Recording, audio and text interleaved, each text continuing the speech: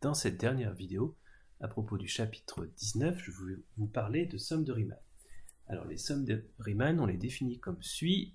On considère A et B deux réels tels que A soit strictement inférieur à B. On prend f une fonction définie et continue sur le segment AB. Et pour tout entier naturel n non nul, on pose S indice n de f égale B-A sur n, somme pour k allant de 0 à n-1 des f de A plus k B-A sur n. Alors il ne s'agit pas d'apprendre ça par cœur sans comprendre ce que ça signifie, donc je vais interpréter géométriquement ce que ça cache. Donc je vais me placer sur un intervalle AB et je vais déjà remarquer donc ce premier facteur qui est B-A, voyez-vous, sur n. Alors B-A sur n, on comprend qu'en fait c'est B-A, c'est la longueur de l'intervalle AB et on l'a donc divisé en n petits morceaux. Moi je vais faire ça, je vais découper 1, 2, 3, 4, 5, 6, 7, 8. Donc j'ai découpé l'intervalle AB en 8 morceaux de même longueur. Et donc je vais représenter une fonction f quelconque, si ce n'est qu'elle est par hypothèse continue. Donc là évidemment j'ai f de A. Et je vais essayer de vous écrire S indice n de f sans le symbole sigma. Si on l'écrit sans le symbole sigma, ça fait B- sur n. Et tout d'abord, le terme pour correspondant à l'indice k égale 0, c'est-à-dire f de A. Ensuite, ça fait B- sur n multiplié par le terme d'indice 1, c'est-à-dire f de A plus une fois B- sur n. Le terme suivant, vous le devinez, c'est B- sur n, f de A plus 2 B- sur n. Donc on voit bien qu'on progresse comme ça. Et puis le dernier terme, c'est B- sur n, et c'est f de A plus, et c'est le dernier indice, c'est n-1, B- sur n. Ok, alors repérons-nous un peu. On voit déjà donc que le A qui est là, c'est le A qui est là. Ensuite, quand on est à A plus une fois B- sur n, donc on est parti de A et on a ajouté une fois cette longueur-là. Et donc voyez-vous, A plus B- sur n, c'est ici. Et après, j'ai A plus 2 B- sur n, donc je suis parti de A et je me suis déplacé de deux petites subdivisions, donc je suis là. D'accord? Et où est-ce qu'on en est quand on est à A plus n-1 fois B- sur n? Il faut remarquer qu'en fait, B, on peut le voir comme A plus n fois B- sur n. Vous voyez, parce qu'en fait, ça équivaut à B égale A plus B- ce qui est vrai.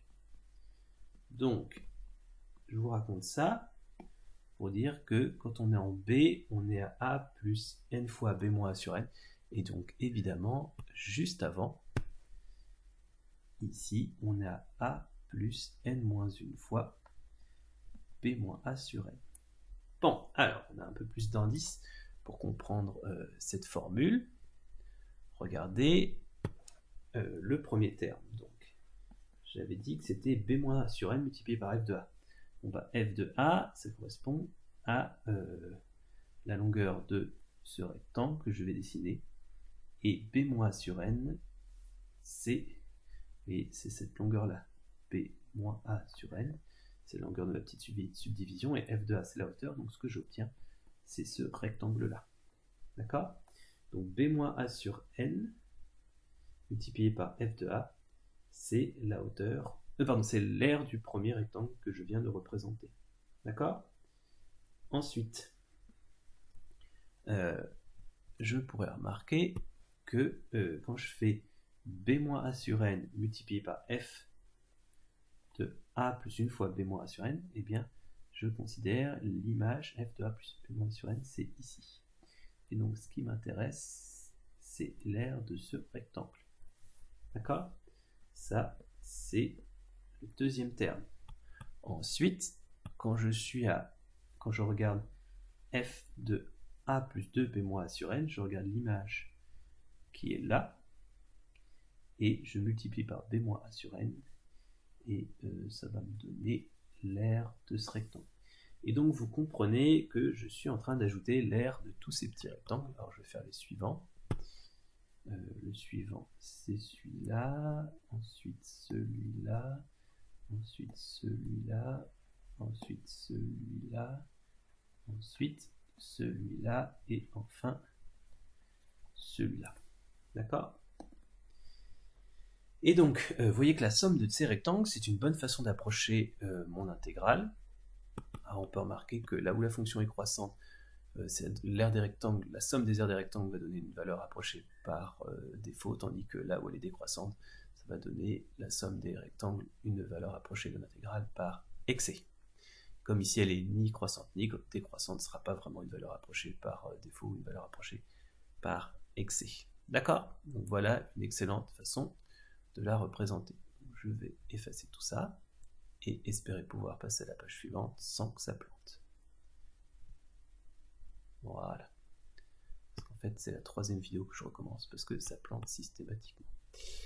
Je vous ai fait un petit schéma en haut, voilà, avec des explications. Et mon théorème 20, c'est que si A et B sont deux réels tels que A soit strictement inférieur à B, si f est une fonction définie continue sur le segment AB, on a alors que la limite quand n tend vers plus l'infini de B-A sur n somme pour k allant de 0 à n-1 de f de A plus k B-A sur n. Donc la limite de nos sommes de Riemann, c'est tout simplement l'intégrale de A à B de f de t dt. On va essayer de démontrer cela. Démonstration. Alors on remarquera d'abord que l'hypothèse, donc ici, c'est, je l'ai écrit, qu'elle est continue. Alors là où je vais un peu biaiser, c'est que je vais démontrer dans le cas où f est C1, parce que je vais avoir besoin d'utiliser l'inégalité des accroissements finis. Donc, je décide de noter, quel que soit k compris entre 0 et n-1, ck, les bornes de ma petite subdivision, c'est-à-dire a plus k b-a sur n. Ce sont donc les abscisses des points de la subdivision. Et donc, quand je calcule le SNF, en fait, souvenez-vous, je faisais b-a sur n multiplié par f de a, c'est-à-dire ici f de c0, puis après je faisais b-a sur n multiplié par f de a plus b-a sur n, et donc par f de c1, et ainsi de suite.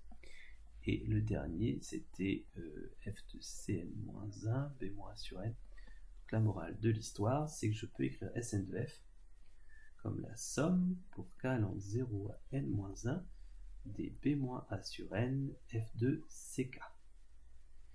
Et je remarque un truc, c'est que f de ck c'est une constante, et que b-a sur n c'est la longueur d'un intervalle de ma subdivision, et que donc ça, voyez-vous, je vais l'écrire, c'était l'aire d'un de mes rectangles. Et l'aire d'un rectangle, ça correspond à l'intégrale d'une constante. Et donc en fait, on peut voir ça comme la somme pour k allant de 0 à n-1 de l'intégrale de ck à ck plus 1 de la constante f de ck. Puisqu'en fait, ce qu'on a obtenu, c'était l'aire d'un rectangle. L'aire d'un rectangle, c'est longueur fois largeur. La longueur, c'était la longueur, ça peut être vu comme la longueur de l'intervalle ck plus 1, donc ck plus 1 moins ck, ça donne b-a sur n. Et puis, la hauteur, c'était, enfin la largeur, pardon, c'était l'image de ck. Ok. Alors, l'intérêt de l'écrire comme ça, c'est qu'en fait, on se rend compte qu'on intègre, regardez, c'est l'intégrale de A, enfin en fait, C0, si je garde ma notation avec un petit C, donc c'est l'intégrale de C0 à C1 de f de C 0 plus l'intégrale de C1 à C2 de f de C1, etc. jusqu'à l'intégrale de Cn-1 à Cn de f de Cn. Voilà. Or, l'intégrale de a à b de f de t, cette fois-ci dt, ça peut être vu aussi, d'après la relation de Chaves, comme l'intégrale de C0 à C1 de f de t, plus l'intégrale de C1 à C2 de f de t dt, et ainsi de suite jusqu'à l'intégrale de Cn-1 à Cn de f de t dt. Alors j'avais oublié tous les petits dt, moi, c'est pas bien. F de t dt. Ok. Et donc, si je décide de faire l'un moins l'autre, vous voyez, ça c'était SNF, et en dessous j'ai écrit l'intégrale de A à B. Si je décide de faire l'un moins l'autre, je vais écrire donc SNF moins l'intégrale de A à B de f de t dt. Ben évidemment, regardez, je vais faire ma soustraction par colonne. Je vais dire, c'est l'intégrale de C0 à C1 de f de t moins de f de C0 moins f de t. Je l'ai fait dans hop. Je fais la première ligne moins la deuxième, plus l'intégrale de C1 à C2 de f de C1 moins f de t dt, et ainsi de suite jusqu'à l'intégrale de Cn-1 à Cn de f de Cn moins f de t dt. Ok, et donc si je prends la valeur absolue de cette différence, eh bien d'après l'inégalité triangulaire, mais pour les sommes, hein, attention, ça va être plus petit que la somme des intégrales, enfin des valeurs absolues des intégrales. Vous voyez, ça va être plus petit que la somme des valeurs absolues des intégrales de ck à ck plus 1 pour k allant de 0 à n-1 des f de ck moins f de t dt. Donc ça c'est d'après l'inégalité triangulaire pour les sommes. Et ensuite j'ai des valeurs absolues d'intégrales. Donc là j'utilise l'inégalité triangulaire pour les intégrales, et ça donne que c'est plus petit que la somme pour k allant de 0 à n-1 des intégrales de ck à ck plus 1. Mes intégrales sont rangées, ont des bornes rangées dans le bon sens. Donc là j'ai f de ck moins f de t en valeur absolue dt. Donc je peux utiliser la croissance de l'intégrale. Bon, alors vous devinez que je vais vouloir démontrer que tout cela tend vers 0, un peu comme dans la dernière démonstration. Il va donc falloir que je contrôle quoi? Cette différence que je vais souligner en valeur absolue. Voilà, alors c'est là qu'il va y avoir des arguments pour des fonctions C1. Comme f, je la suppose dans cette preuve de classe C1 sur l'intervalle AB, et bien en fait, je vais pouvoir considérer que sa fonction f' est continue sur AB, et vous savez qu'une fonction continue sur un intervalle fermé borné, et ben c'est borné et ça atteint ses bornes. Donc f' est continue sur l'intervalle AB, et donc f' est borné. D'accord, sur l'intervalle AB. Donc ça veut dire qu'il existe un majorant et un minorant. Donc il existe en particulier un majorant M appartenant à R+, tel que, quel que soit x appartenant à l'intervalle AB, valeur absolue de f' de x soit plus petit que M. D'accord? Et ben voilà, j'ai majoré en valeur absolue f', et ça c'est une des hypothèses du théorème de l'inégalité des accroissements finis. De plus, ma fonction, f, elle est continue sur le fermé, elle est aussi dérivable sur le fermé, donc en particulier dérivable sur l'ouvert, et donc, d'après mon inégalité des accroissements finis, quel que soit u appartenant à l'intervalle AB, je vais avoir que f de u moins f de u' en valeur absolue, ce sera plus petit que m multiplié par b moins a sur... Alors, pardon, je prends un peu trop d'avance là. Donc souvenez-vous, c'est plus petit que m multiplié par valeur absolue de u moins u'. Ok, alors, le truc c'est que je vais vouloir appliquer ça subdivision par subdivision. C'est-à-dire que je vais vouloir appliquer ça entre les petites bornes, la ck et ck plus 1. C'est-à-dire que je ne vais pas prendre u plus loin de u' que b moins a sur n. C'est pour ça que j'avais commencé à l'écrire. Donc, je prends k, un entier entre 0 et n-1. Donc, je vais me placer sur une de mes subdivisions. Je vais remarquer que si je prends t entre ck et ck plus 1, eh bien, il va être une distance de ck plus petite que b moins a sur n. Hop. Je vais avoir que f de t moins f de ck, ce sera plus petit que m facteur de valeur absolue de t moins ck, et ça, c'est plus petit que p moins a sur n. Alors, je répète pourquoi, parce qu'en fait, vous voyez, vous coincez t entre ck et ck plus 1, et entre ces deux-là, la distance, elle est de p moins a sur n. Donc évidemment, comme t, il est plus petit que ck plus 1, il est à une distance de ck plus petite que p moins a sur n. Voilà. Et pourquoi est-ce que ça m'intéresse? Parce qu'en fait, maintenant, je vois que ce que j'ai obtenu, c'est que valeur absolue de f de t moins f de ck, c'est plus petit que m p moins a sur n. Et donc si j'intègre sur l'intervalle ck plus 1, par croissance de l'intégrale, j'obtiens que l'intégrale de ck à ck plus 1 de valeur absolue de f de t moins f de ck, c'est plus petit que l'intégrale de ck à ck plus 1 de ma constante m multipliée par p moins a sur n dt. Alors, une petite remarque, pourquoi est-ce que je m'intéresse à cette intégrale? Parce que regardez, c'est pile celle qui s'affiche tout en haut là, ouais, dans ma somme, et je vous l'avais dit, je veux contrôler ça pour contrôler cette intégrale, pour contrôler ma somme. Donc regardez, là j'avais valeur absolue de f de ck moins f de t, et là j'ai valeur absolue de f de t moins f de ck, ce qui est strictement la même chose.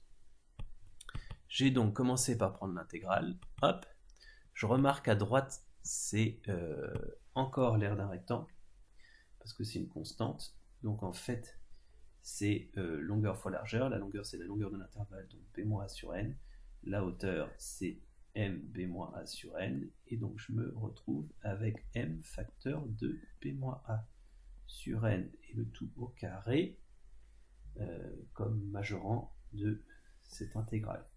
Je somme ensuite tout ça, puisque c'est vrai pour tout entier k entre 0 et n-1, je me retrouve donc à avoir que la somme pour k allant de 0 à n-1 des intégrales de ck à ck plus 1 de valeur absolue de f de t moins f de ck dt, j'oublie les dt moi aujourd'hui, c'est plus petit que la somme pour k allant de 0 à n-1 de ces constantes m p moins a sur n, le tout au carré.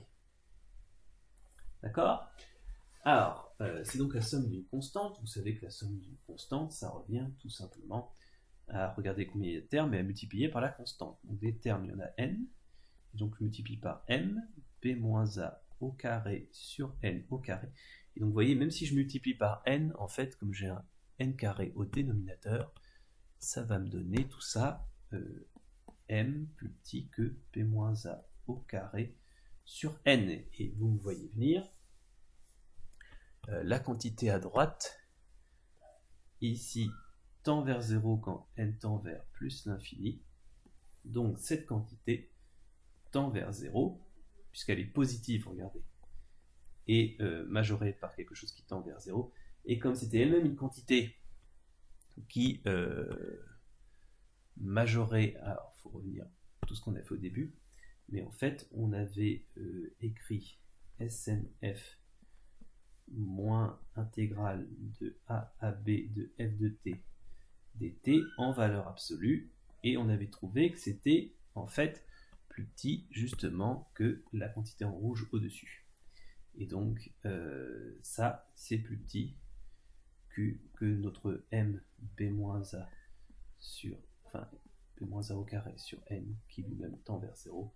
Ça c'est aussi positif d'après le théorème des gendarmes. Cette quantité tend vers 0 et ça nous prouve le théorème des sommes de Riemann. Alors je vais m'arrêter là pour les sommes de Riemann, et ce que nous ferons vendredi matin ou après-midi, c'est que nous prendrons les exemples sur les sommes de Riemann, parce que c'est ce qui est le plus important dans la fin de ce chapitre, et nous les traiterons en classe pour que vous puissiez ensuite faire l'exercice 16 pour vendredi. Voilà. À mardi.